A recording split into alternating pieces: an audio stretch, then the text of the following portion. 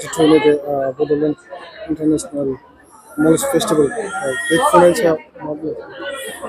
गिबियावनो जोंनि मानगोनां बिटिआरनि चिफ प्रमद बर' बिथांनिसिम आंनि गोसो गोरबोनिफ्राय जोबोद गाहाम हामलायनाय होदों जे बिथांनि साननाय आरो मावनाया दिनैहाय नैबे ओनसोलखौ लानानै बायजो मुलुगनि सुबुंफ्रा थांनाय माखासे जिथायाव बेयाव जोबोद मोनसे डिस्टार्बेन्स एरिया होननानै बेयाव हाथियारनि माखासे गोहोम दं होननानै गोबाङानो फैनो नागिराखैमोन। गोबाङानो नैबे ओनसोलखौ लानानै जोबोद मोनसे बांसावनाय जे बे ओनसोलाव थांजाया, बे ओनसोलाव मानसिनि जिउजों लोगोसे धोन सम्पतिनि बेयाव खहा जायो बा खहा खालामो होननाय बाथ्राफोर दंमोन। दिनै बेखौ मानगोनां प्रमद बर' बिथाङा बायजो मुलुगनि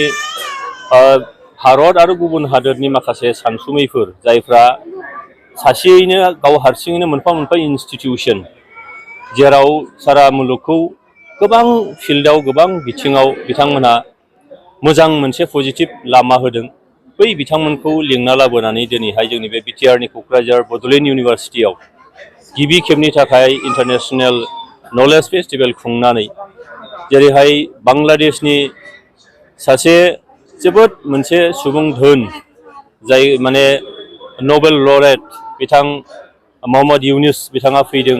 आरो भारतनिबो गोबां बेबायदिनो माखासे फुंखा सुबुंफोर जायफ्रा दिनै बे नलेज फेस्टिभेलाव फैनानै जोंनियाव जि मोनसे नेगेटिभ मोनसे इमेज दंमोन बेखौ दिनै पजिटिभिटियाव लांनानै बिथांमोनहा जोंनि ओनसोलखौ मोनसे एक्सप'जार होनायनि जि हाबाफारि बेखौ लानाय जादों आरो बेजों मिजिं खालामदों जे थांनाय माखासे जिथाइ बोसोराव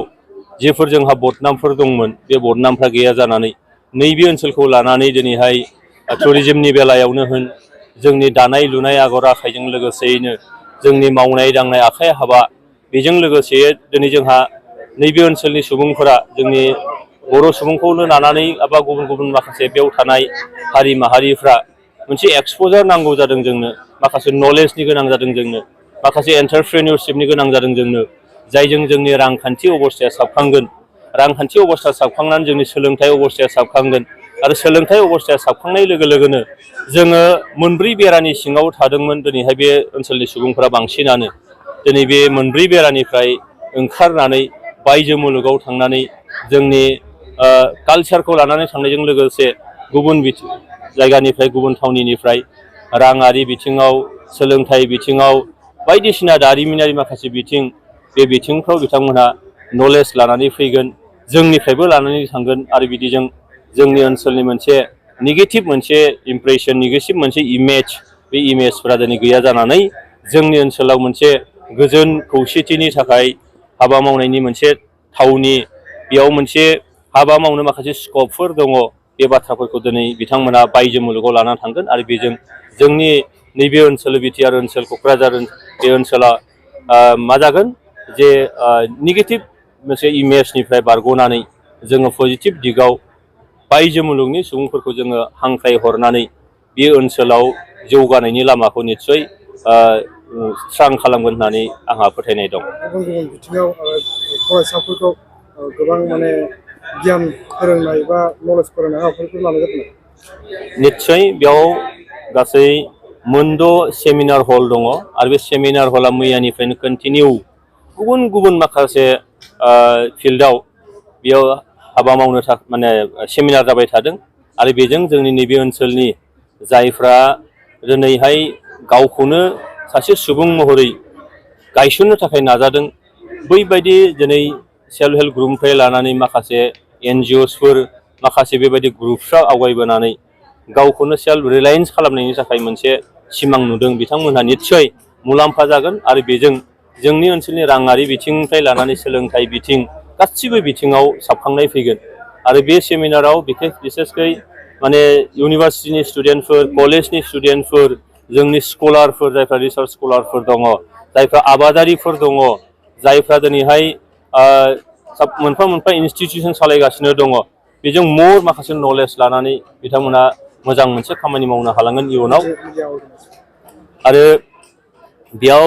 नायबाय जे जोङो खौरां बिजोंनि जोबोद मोनसे रल निस्सय दङ। दिनै खौरां बिजोंफ्राबो जिबायदि रोखोमै फोसावनांगौ जानानै दं बेखौ बिथांमोना निस्सय फोसावदों आरो बेजों बायजो मुलुगा जोंनि नैबे ओनसोलखौ निस्सय मोनथिगोन। बे ओनसोलाव जे जोङो हारि माहारि मुगैलायनाय गैया, बे ओनसोलाव जे जोङो गोजोन खौसेथियै संसार जानो लुबैयो, बे ओनसोला जे गोजोन फैबाय, बे ओनसोलनि सुबुंफ्रा जे जौगानाय लुबैयो, बे ओनसोलाबो गुबुन जौगानाय हादोर माने जायगाफोर बायदि जौगानाय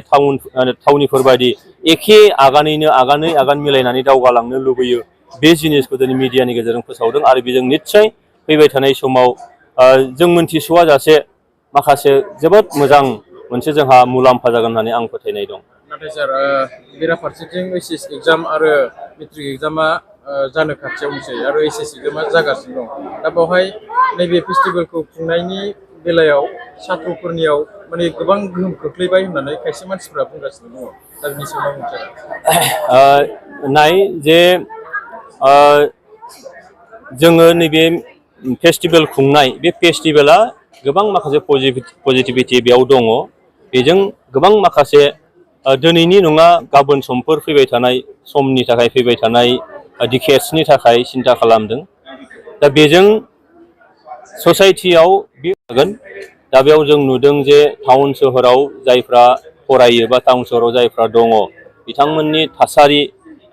बे थासारियावबो बिथांमोना जेरै फरायनानै गेदेर गोलाव जादों, गावखौ गायसननो हादों। दा दिनैहाय बे जिनिसखौ नायनांगौ दङ जे थारैनो नैबे मेलानि गेजेरजों बै जायफ्रा बुंदों, जायफ्रा बे बाथ्राखौ लाबोदों